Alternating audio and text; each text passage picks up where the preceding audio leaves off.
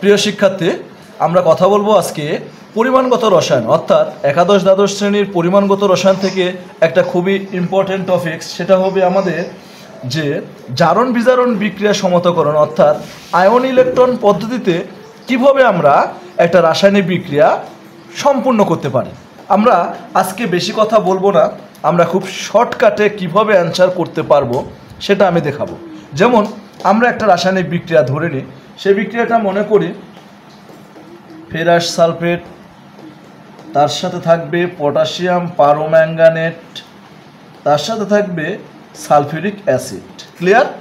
এই রাসায়নিক বিক্রিয়া যদি তোমরা খেয়াল করো তাহলে দেখতে পাচ্ছ যেখানে ferrous sulphate, potassium permanganate, sulphuric acid অর্থাৎ অম্লীয় মাধ্যমে যদি ফেরাস সালফেট দ্রবণ এবং পটাশিয়াম পারম্যাঙ্গানেটের দ্রবণ মিশ্রিত করা হয় তাহলে এই রাসায়নিক বিক্রিয়া আয়ন ইলেকট্রন পদ্ধতিতে কিভাবে সমতা করব।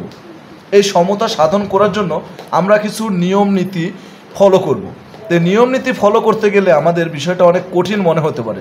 আমরা খুব সহজভাবে বলতে পারি এখানে দুই ধরনের রাসায়নিক বিক্রিয়া ঘটবে। সেটা হলো ফেরাস সালফেট এবং পটাশিয়াম পারম্যাঙ্গানেটের ক্ষেত্রে কারো জারণ ঘটবে, কারো বিজারণ ঘটবে, মনে থাকবে। তাহলে যদি কারো জারণ এবং কারো বিজারণ ঘটে তাহলে এখানে সালফিউরিক অ্যাসিডের কাজ কি? সালফিউরিক অ্যাসিডের কাজটা হবে আমাদের খুব সহজভাবে, এখানে যদি আমরা অম্লীয় মাধ্যমে এবং সেটা নেব লঘু, এই লঘু অম্লীয় মাধ্যমে যদি আমরা এই রাসায়নিক বিক্রিয়াটা ঘটাই তাহলে এই রাসায়নিক বিক্রিয়া খুব ভালোভাবে সংগঠিত হবে। কিন্তু যদি গাঢ় সালফিউরিক অ্যাসিড নিতাম তাহলে দেখা যাচ্ছে সে নিজেও অন্যকে হয়তো জারিত বিজারিত করত। এই কারণে আমরা লঘু সালফিউরিক অ্যাসিড নিব, অর্থাৎ অম্লীয় মাধ্যমে রাসায়নিক বিক্রিয়া ঘটাবো। বিক্রিয়া ঘটালে দেখা যাচ্ছে আমাদের এই অম্লীয় মাধ্যম থেকে পজিটিভ আয়ন, হাইড্রোজেন এবং সালফেট আয়ন এরা পরবর্তী সময়ে আমাদের আয়ন সমতার সময় ব্যবহার করা হবে। তো শর্টকাটভাবে আমরা এখন চিন্তা করব যে এখানে ফেরাস সালফেট এবং পটাশিয়াম পারম্যাঙ্গানেটের কার জারণ ঘটবে, কার বিজারণ ঘটবে, আমরা এটা বোঝার জন্য একটা ছক দেখতে পারি। তো এটা আমাদের প্রিভিয়াস ক্লাসে দেওয়া আছে যে পটাশিয়াম পারম্যাঙ্গানেট KMnO4 এটা যদি অম্লীয় মাধ্যমে তার পরিবর্তিত রূপ হয় ম্যাঙ্গানিজ 2+ আয়ন, তেমনিভাবে পটাশিয়াম ডাইক্রোমেটের পরিবর্তিত রূপ হয় ক্রোমিয়াম আয়ন, তেমনিভাবে হাইড্রোজেন পারঅক্সাইডের পরিবর্তিত রূপ হয় অক্সিজেন। এইগুলো কিন্তু আমাদের জারক। জারক কাকে বলে? যারা ইলেকট্রন গ্রহণ করে সেই বিক্রিয়াকে বলা হয় বিজারণ, কিন্তু তারাই হচ্ছে জারক। আর জারক জিনিসটা কি করে জানো তো সবাই? জারক কিন্তু নিজে বিজারিত হয়, অন্যকে জারিত করে।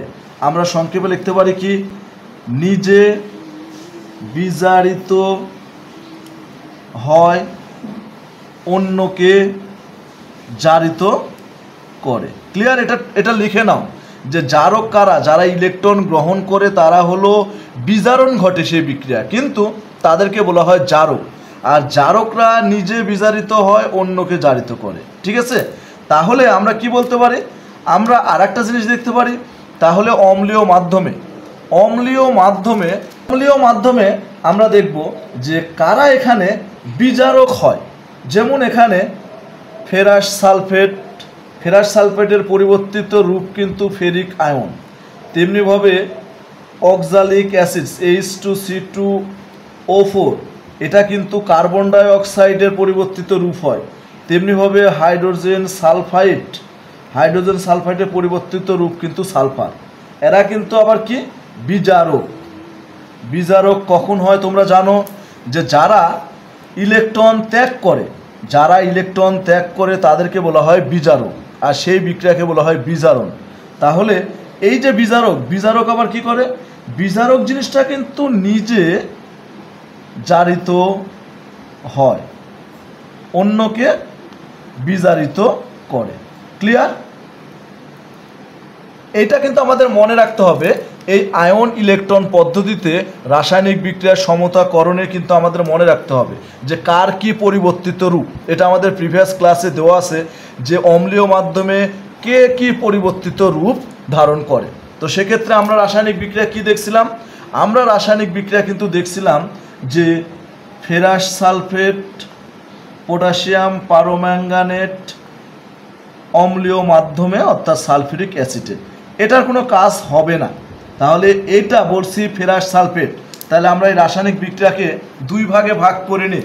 সেটা হবে কি, সেটা হবে জারণ অর্ধ বিক্রিয়া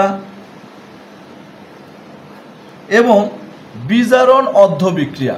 তাহলে আমরা জারণ অর্ধ বিক্রিয়াতে কি দেখব, জারণ অর্ধ বিক্রিয়াতে দেখব যে জারণ কার ঘটবে। মূলত এইখানে আমাদের চিন্তা করতে হবে, বলেছি প্রথমেই যে ফেরাস সালফেট কি বিজারক, বিজারক মানে কি তারা ইলেকট্রন ত্যাগ করে। তাহলে এইখানে ফেরাস সালফেটের একটা জিনিস মনে রাখতে হবে, আমাদের এই অধ্যায়ে সালফেট আয়ন, পটাশিয়াম আয়ন এবং হাইড্রোজেন আয়ন এরা কিন্তু দর্শক আয়ন হিসেবে কাজ করবে। দর্শক আয়ন হিসেবে, দর্শক আয়নটা কি, কারণ এদের কিন্তু কোনো জারণ মানের পরিবর্তন ঘটবে না, এই রাসায়নিক বিক্রিয়ায় এদের কোনো জারণ মানের পরিবর্তন ঘটবে না। তাহলে এরাই হবে দর্শক আয়ন এবং এরা বিক্রিয়ার শেষে কি করতে হবে, প্রয়োজন মতন যোগ করে আণবিক সংকেত আমরা পাবো। তাহলে জারণ অর্ধ বিক্রিয়াটা আমরা দেখতে পাই, জারণ অর্ধ বিক্রিয়া কি হবে, ফেরাস সালফেটের আমরা দর্শক আয়ন বাদ দিলে, ফেরাস সালফেটের দর্শক আয়ন মানে সালফেট, সালফেট বাদ দিলে আমরা পাবো কি Ap2 পজিটিভ, মনে থাকবে।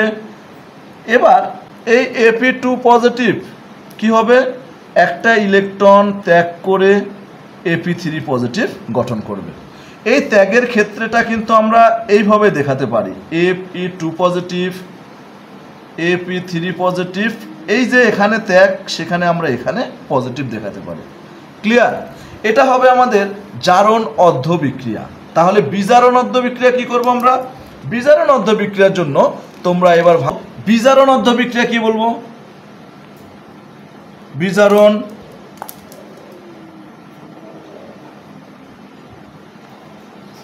বিজারণ অর্ধ বিক্রিয়া। ক্লিয়ার? কার বিজারণ হবে বলছিলাম, প্রথমে বলেছিলাম পটাশিয়াম পারম্যাঙ্গানেট ইলেকট্রন গ্রহণ করে। তাহলে এখানে তোমরা নিয়ে নাও KMnO4, পটাশিয়াম পারম্যাঙ্গানেটের কে দর্শক আয়ন তুলে দাও। তাহলে একটা পটাশিয়াম যদি এখান থেকে চলে যায় তাহলে কি হবে,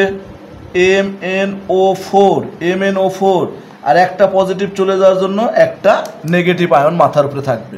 ওকে, এবার যদি সেটাই হয় যেটা বলছিলাম যে পটাশিয়াম পারম্যাঙ্গানেটের পটাশিয়াম আয়নটা হবে কি দর্শক আয়ন। তাহলে পটাশিয়াম বাম পাশে থাকলে কি হয় বলেছিলাম, ধাতু এরা কি হয় পজিটিভ হিসেবে যদি বের হয় তাহলে মাথার উপরে একটা নেগেটিভ হয়। এই বিষয়ে ক্লাস আছে, তোমরা টিউটোরিয়ালটা দেখলে ভালো ক্লিয়ার হবে, এখানে সেটার আর ব্যাখ্যা দিতে চাচ্ছি না। তাহলে পটাশিয়াম পারম্যাঙ্গানেট যদি থাকে, এটার আমরা বিজারণ অর্ধ বিক্রিয়া দেখাবো কিভাবে, MnO4 নেগেটিভ। ক্লিয়ার? এবার দেখো এটা ইলেকট্রন গ্রহণ যে করবে এটার পরিবর্তিত রূপ কি বলছিলাম, এটার পরিবর্তিত রূপ কিন্তু Mn2 পজিটিভ বলেছিলাম। ওকে, প্রশ্ন হচ্ছে এই জায়গায় তোমরা জারণ মান দেখো যে এই জায়গায় ম্যাঙ্গানিজের জারণ মান কত আছে, অক্সিজেনের কিন্তু জারণ মান এখানে 4 × 8, আমরা এটা সংক্ষেপে বের করতে পারি MnO4 নেগেটিভ। ম্যাঙ্গানিজের জারণ সংখ্যা কি বল করবো, ম্যাঙ্গানিজ প্লাস অক্সিজেনের যোজনী কত 2, তাহলে -2 × 4 = এই যে আধান আছে এই আধানটা হবে -1। অতএব আমরা কি করতে পারি, ম্যাঙ্গানিজ লিখে 4 × 8 -8 = -1। অতএব কি করতে পারি, ম্যাঙ্গানিজ = -1 + 8, দ্যাট মিনস +7। অর্থাৎ এই যৌগে ম্যাঙ্গানিজের জারণ সংখ্যা হলো +7, কিন্তু এখানে ম্যাঙ্গানিজের জারণ সংখ্যা কত, এখানে ম্যাঙ্গানিজের জারণ সংখ্যা কিন্তু +2। ক্লিয়ার? তাহলে এই যে +7 থেকে +2 হয়েছে, তার মানে কয়টা ইলেকট্রন গ্রহণ করছে, 5টা ইলেকট্রন। খুব সহজে তোমরা এটা বুঝতে পারবে, যেখানে 5টা ইলেকট্রন গ্রহণ করছে। আর ইলেকট্রন গ্রহণ মানে কি, বিজারণ। এই তো বুঝলাম। এবার দেখো যে এই যৌগে যার বিজারণ ঘটলো সেখানে অক্সিজেন পরমাণুর সংখ্যা কয়টা, অক্সিজেন পরমাণুর সংখ্যা কিন্তু O4 মানে 4টা। তাহলে আমাকে উৎপাদক পরমাণুতে 4টা পানি, 4 মোল পানি দেখাতে হবে, তাহলে +4 মোল পানি। ওকে, এবার উৎপাদে 4 মোল পানি দেখাতে গিয়ে আমাদের হাইড্রোজেনের সংখ্যা কয়টা হয়ে গেল? 4 দুগুণ 8টা। তাহলে বিক্রিয়কে এই 8টা হাইড্রোজেন পজিটিভ দেখাতে হবে। এটাই হচ্ছে আমাদের আয়ন ইলেকট্রন সমতাকরণ। সেটা হলো বিজারণের ক্ষেত্রে। মনে থাকবে যে এখানে ইলেকট্রন কয়টা গ্রহণ করলো আমরা খুব সহজে বুঝতে পারি যে 5টা। আর এখানে যে কয়টা সংখ্যক অক্সিজেন থাকবে উৎপাদের সে কত মোল আমাদের পানি দেখাতে হবে। পানি দেখানোর পরে কি করবা তোমরা?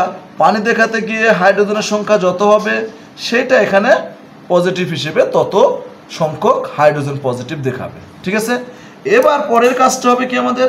পরের কাজটা হবে আমাদের যে জারণ এবং বিজারণে তোমরা জানোই যে কয়টা ইলেকট্রন ত্যাগ করে সেই কয়টা ইলেকট্রন কিন্তু গ্রহণ ঘটে। তাহলে আমরা জারণে দেখছি কিন্তু কি ছিল? জারণে ছিল কিন্তু Fe2 পজিটিভ, একটা ইলেকট্রন ত্যাগ করছিল, হয়েছিল Fe3 পজিটিভ। মনে আছে তো? তাহলে একটা ইলেকট্রন ত্যাগ করছিল কিন্তু বিজারণে 5টা ইলেকট্রন গ্রহণ করছে, মিলল না তো? এ কারণে ইলেকট্রন গ্রহণ এবং ত্যাগের এটা সমান করার জন্য পূর্ণ সংখ্যা দ্বারা গুণ করতে হবে। ক্লিয়ার? এই পূর্ণ সংখ্যা দ্বারা যদি গুণ করতে চাও তাহলে আমরা এবার তোমরা দেখো যে জারণ অন্তঃবিক্রিয়া ছিল কি এবং বিজারণ অন্তঃবিক্রিয়া কি ছিল। যেহেতু এটাতে 5টা ইলেকট্রন, এখানে একটা ইলেকট্রন, তাই ইলেকট্রন সংখ্যা আমরা সমান করার জন্য আমরা উপরকার বিক্রিয়া জারণ অন্তঃবিক্রিয়াকে 5 দ্বারা গুণ করব এবং 2 নাম্বার বিক্রিয়াকে 1 দ্বারা গুণ করব। তাহলে আমাদের 5টা ইলেকট্রন সমান হবে। তাহলে আমরা 5 দ্বারা যদি গুণ করি তাহলে দেখো 5 5 5। ক্লিয়ার? এবার এটাকে 1 দ্বারা গুণ করব, তাহলে তো এটাই হবে। এবার এই দুইটাকে যোগ করো, যোগ করলে ইলেকট্রন কি হবে? পজিটিভ ইলেকট্রন 5টা, নেগেটিভ ইলেকট্রন 5টা, কাটা যায়। এবার বাদ বাকিগুলো বিক্রিয়ককে যোগ করো এবং উৎপাদকে যোগ করো, তাহলে কি হবে? 5Fe2 positive plus MnO4 negative plus কি হবে? 8 পজিটিভ হাইড্রোজেন। তারপরে কি উৎপাদের সংখ্যা কি আছে? 5Fe3 positive plus manganese 2 positive plus 4 মোল পানি। ওকে, এবার আমাদের কাজ হবে মূলত সেই কাজটা, যেহেতু পজিটিভ এবং নেগেটিভ আছে সেগুলোকে আমরা ওই অম্লীয় মাধ্যম যেটা সালফিউরিক অ্যাসিড ছিল সেখান থেকে ধনাত্মক আয়ন অথবা সালফেট আয়ন দিয়ে আমরা সেটা দর্শক আয়ন দিয়ে আমরা এখন একটা আণবিক সংকেত বের করব। তাহলে আণবিক সংকেত বের করতে গেলে আমরা খুব সহজভাবে এবার বের করব যে এখানে দেখতে পাচ্ছি কি 5 এখানে কি Fe2 পজিটিভ। Fe2 পজিটিভটা আসছিল কোথায় থেকে? আসছিল কিন্তু ফেরাস সালফেট থেকে। তাহলে এর সাথে আমরা কি দিব? Sulphate 2 negative. তাহলে 2 নেগেটিভ 2 পজিটিভ কাটাকাটি যাবে, কাটাকাটি গেলে থাকবে কি আমাদের মূল দ্রবণে এটা ApSO4, আর তার সামনে যে 5টা আছে 5 তোমরা দিয়ে দাও। ক্লিয়ার? প্লাস এই যে ম্যাঙ্গানিজ আয়ন, এই ম্যাঙ্গানেট আয়নটা MnO4, এটা কোথা থেকে আসছিল? এটা কিন্তু আসছিল KMnO4। তাহলে দর্শক আয়নটা আমরা কে এখানে যোগ করব, KMnO4। কেতে ছিল কি 1 পজিটিভ আর ম্যাঙ্গানেট আয়নে ছিল 1, তাহলে এটা কাটা যাবে, তাহলে পটাশিয়াম পারোম্যাঙ্গানেট আবারও ফিরে আসবে। এবার পজিটিভ দিয়ে তোমরা কি দিবা? যেহেতু এখানে হাইড্রোজেন আছে, হাইড্রোজেন যেহেতু পজিটিভ চার্জ, তাহলে তোমরা কি নিবা? সালফেট আয়ন নিয়ে নিবা। তাহলে হাইড্রোজেন থাকলে এখানে হবে sulphuric acid H2, hydrogen sulphate নিয়ে নিলাম। কিন্তু হাইড্রোজেন আছে কয়টা? 8টা। আমার এখানে কয়টা হাইড্রোজেন আছে? 2টে। তাহলে 8 বসালে কি হবে? 8 বসালে 8 দুগুণ 16 হবে, 16 করা যাবে না। তাহলে কি করবা? তাহলে এর সামনে 4 দিয়ে দাও, তাহলে 4 দুগুণ 8, সমতা মিলে গেল। ক্লিয়ার? ওকে, এবার ওপারে চলে যাও উৎপাদকের ক্ষেত্রে তোমরা জিনিস চিন্তা করো, এখানে যেহেতু Fe3 পজিটিভ, এটা কিন্তু ফেরিক আয়ন। তাহলে এই ফেরিক আয়নটা কিন্তু কি করবে? এটা কিন্তু পজিটিভ আছে, তাহলে এটা কি নিবে? নেগেটিভ আয়ন নিবে, সালফেট। কিন্তু মজার বিষয় হচ্ছে কি, যেহেতু ফেরিক এখানে 3 যোজনী, তাহলে সে সালফেটকে দিবে 3, আর সালফেটে যেহেতু 2 যোজনী তাই সে নেবে 2। ক্লিয়ার? কিন্তু এর সামনে কিন্তু 5 আছে, এই 5 যদি বসাও তাহলে কি হবে? তাহলে কিন্তু 5 বসালে 5 দুগুণ 10টা কিন্তু আয়রন হয়ে যাচ্ছে। 10টা আয়রন যদি হয়ে যায় তাহলে তো আমাদের সেটা হবে না, কারণ আমাদের আয়রন আছে কয়টা, ফেরিক 5টা। তাহলে 5টা নিতে গেলে আমরা টোটালি এটাকে প্রথমতই 2 দ্বারা গুণ যদি করি, যেমন এখানে যদি 2 দ্বারা কি করি আমরা যদি 2 দ্বারা গুণ করি তাহলে কি হচ্ছে, 2 দ্বারা যদি প্রথম অবস্থায় গুণ করতাম তাহলে আমাদের কিন্তু এই জায়গায় 5 রাখলেই হবে। তাহলে এটা কি হচ্ছে, 5 দুগুণ 10, তাহলে সবগুলোকেই 10 দিয়ে দাও, 10, এখানে 2, এখানে 4 দুগুণ 8, এরপরে কি থাকবে, যেহেতু 2 দ্বারা গুণ করছি তাহলে ম্যাঙ্গানেজ সালফেট তার সামনে দাও 2, প্লাস এখানে 4 দুগুণ 8, পানি যেহেতু আছে তাহলে পানির ক্ষেত্রে আর কিন্তু কোনো পজিটিভ নেগেটিভ হবে না, কিন্তু 2 দ্বারা গুণ করার জন্য কি হবে, 4 দুগুণ 8। এবার তোমরা একটা জিনিস খেয়াল করবা, এখানে ferrous sulphate, potassium permanganate, hydrogen sulphate মানে sulphuric acid, ferric sulphate, manganese sulphate, পানি সব আছে, কিন্তু আমাদের একটা জিনিস দেখতে হবে, বিক্রিয়কেও যেসব আমরা দর্শক আয়ন পাবো উৎপাদেও কিন্তু আমাদের সেটা যেতে হবে। তোমরা সালফেট আয়রন সব পাচ্ছ, কিন্তু বিক্রিয়কে কিন্তু পটাশিয়াম আছে, উৎপাদে কি কোনো পটাশিয়ামের যৌগ আছে না, যেহেতু কোনো পটাশিয়ামের যৌগ নেই তাই আমরা তার ক্ষেত্রে কি করব, তার জন্য আমরা অবশ্যই উৎপাদকেও আমরা পটাশিয়াম সালফেট যোগ করে দেব, তাহলে আমাদের বিক্রিয়ক এবং উৎপাদক দুইটার ক্ষেত্রে সমস্ত আয়ন সংখ্যা মিলে যাবে। এটাই হচ্ছে আমাদের আজকের রিয়াকশান ছিল, যে আয়ন ইলেকট্রন পদ্ধতিতে সমতাকরণ। তোমরা কিন্তু আমাদের পটাশিয়াম ডাইক্রোমেটের আছে, অক্সালিক অ্যাসিডের আছে, হাইড্রোজেন সালফাইডের আছে, তাই তোমরা আমাকে কমেন্টসের মাধ্যমে বলে দিবা কার কোনটাতে প্রবলেম আছে, আমি আশা করি আরও ভালোভাবে বুঝিয়ে দেওয়ার চেষ্টা করব। ওকে, সবার জন্য শুভকামনা, ভালো থাকবে সবাই।